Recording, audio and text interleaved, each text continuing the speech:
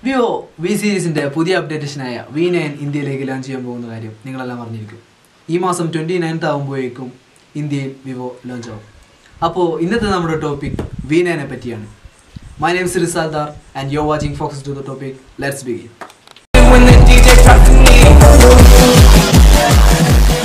Vivo Peti Namakaryam Vivo India or a goodwill in Daki Vivo V series in Ansaramakirno. Vivo V series വളരെ നല്ല വിജയകരമായി ഇന്ത്യയിൽ വിജയിക്കപ്പെട്ടു. അങ്ങനെ അവർക്ക് ഫാൻസ് ഉണ്ടായി, ഗുഡ്വിൽ ഉണ്ടായി. അതുകൊണ്ടാണ് അവർ ഈ V സീരീസുമായി തന്നെ തുടരുന്നത് ഇന്ത്യയിൽ. നമുക്കറിയാം ആദ്യം Vivo V5 and V5 Plus മുതലാണ് ഇന്ത്യയിൽ ഒരു മാർക്കറ്റിംഗ് ഉണ്ടാക്കിയെടുത്തത്. അപ്പോൾ V5 Plusൽ വരുന്ന ഒരു പ്രോസസ്സർ എന്ന് പറയുന്നത് സ്നാപ്ഡ്രാഗൺ 625 ആയിരുന്നു.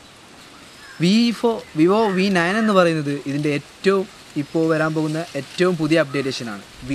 V5 Plus എന്ന് പറയുന്നത് ഇതിൻ്റെ ഏറ്റവും ലോവസ്റ്റ് ആയിട്ടുള്ള ഒരു മോഡലായിരുന്നു. അപ്പോൾ V5 Plusൽ സ്നാപ്ഡ്രാഗൺ 625 എന്ന് പറയുന്ന പ്രൊസസ്സറാണ് യൂസ് ചെയ്തതെങ്കിൽ V5 Plusഉം കഴിഞ്ഞു, V7 വന്നു, V7 Plusഉം വന്നു. അതിനുശേഷം ഇറങ്ങാൻ പോകുന്ന V9ൽ ആൻഡ് V9 Plusൽ ഇറങ്ങാൻ പോകുന്ന പ്രൊസസ്സർ എന്ന് പറയുന്നത് സ്നാപ്ഡ്രാഗൺ 626 ആണ്. എന്താണ് ഇവിടെയുള്ള വലിയൊരു വ്യത്യാസം എന്നെനിക്ക് തിരിച്ചറിയാൻ പറ്റുന്നില്ല. V7 അനുസൃതമാക്കിയും V5 Plusനെ അനുസൃതമാക്കിയും V9ലെ പെർഫോമൻസ് യാതൊരു വലിയ വ്യത്യാസവും വരാൻ പോകുന്നില്ല. നമുക്ക് ഇപ്പോൾ സാധാരണ ഷിയോമിയുടെ ഒരു ബഡ്ജറ്റ് മൊബൈൽ തന്നെ എടുത്തു നോക്കുകയാണെങ്കിൽ ഈയിടെ അവർക്ക് ഏർലി വേർഷനായ റെഡ്മി നോട്ട് 5 Pro എടുത്തു നോക്കുകയാണെങ്കിൽ അതിലുള്ള കോൾക്കം സ്നാപ്ഡ്രാഗൺ 636 ആണ്. വേൾഡിലേക്ക് സ്നാപ്ഡ്രാഗൺ 630 യൂസ് ചെയ്യുന്ന ഫസ്റ്റ് മൊബൈലാണ് റെഡ്മി നോട്ട് 5 Pro. അപ്പോൾ ഒരു 14Kയിൽ ഇത്ര നല്ലൊരു പ്രൊസസ്സറുള്ള മൊബൈൽ നമുക്ക് ലഭിക്കുന്ന ഒരു ഓപ്ഷൻ ഇപ്പോൾ മാർക്കറ്റിൽ നിലവിലുണ്ട്. അതേസമയം തന്നെ V9 ഒരു വിവോൻ്റെ ഫ്ലാഗ്ഷിപ്പ് മൊബൈലായ V9 പുറത്തിറങ്ങിയപ്പോൾ നമുക്ക് ഒരുപാട് പ്രതീക്ഷകളുണ്ടാകും. വിവോൻ്റെ ഫാൻസിന് ഒരുപാട് പ്രതീക്ഷകളുണ്ടാകും. അല്ലെങ്കിൽ ഒരു പുതിയ മൊബൈൽ വാങ്ങിക്കാൻ നിങ്ങൾ അന്വേഷിച്ചുകൊണ്ടിരിക്കുകയാണെങ്കിൽ V9ൻ്റെ ലോഞ്ചിങ്ങും നിങ്ങളുടെ ശ്രദ്ധയിൽപ്പെടുന്നതാണ്. അപ്പോൾ നിങ്ങൾ നോക്കുമ്പോൾ ഒരുപാട് എക്സ്പെക്റ്റേഷൻസ് നിങ്ങൾക്കുണ്ടാകും. അതെല്ലാം തകർത്തുകൊണ്ടാണ് V9 ലോഞ്ച് ചെയ്തിരിക്കുന്നത്. കാരണം ഇത്രയും കേവലമായ ഒരു പ്രൊസസ്സർ സ്നാപ്ഡ്രാഗൺ 625 വളരെ മോശമായ പ്രൊസസ്സർ എന്നല്ല ഞാൻ പറയുന്നത്.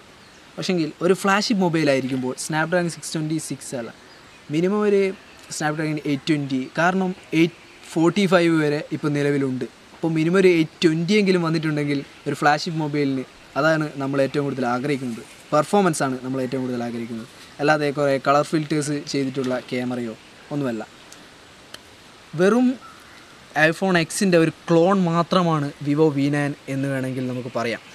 അല്ലാതെ വലിയൊരു മാറ്റങ്ങളൊന്നും Vivo V9ൽ വരുന്നില്ല. നിങ്ങൾ വിവോയുടെ ഫാനാണ്, നിങ്ങൾക്ക് വിവോയുടെ ഒരു ബ്രാൻഡ് ഉള്ള ഒരു മൊബൈലാണ് വാങ്ങിക്കേണ്ടത് എന്നുണ്ടെങ്കിൽ നിങ്ങൾ V7ലേക്കോ V7 Plusലേക്കോ പോവുക, V9ലേക്ക് പോകാതിരിക്കുക.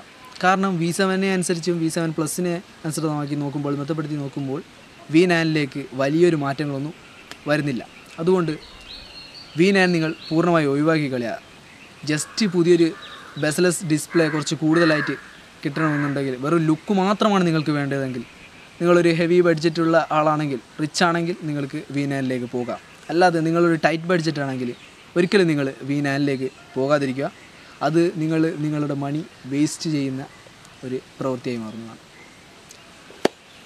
അപ്പോൾ V9നെ പറ്റി എനിക്ക് കിട്ടിയ കുറച്ച് അറിവുകളും അതേപോലെ എൻ്റെ കുറച്ച് നിഗമനങ്ങളുമാണ് ഞാൻ ഇന്നത്തെ വീഡിയോയിൽ നിങ്ങളോട് പങ്കുവച്ചത്.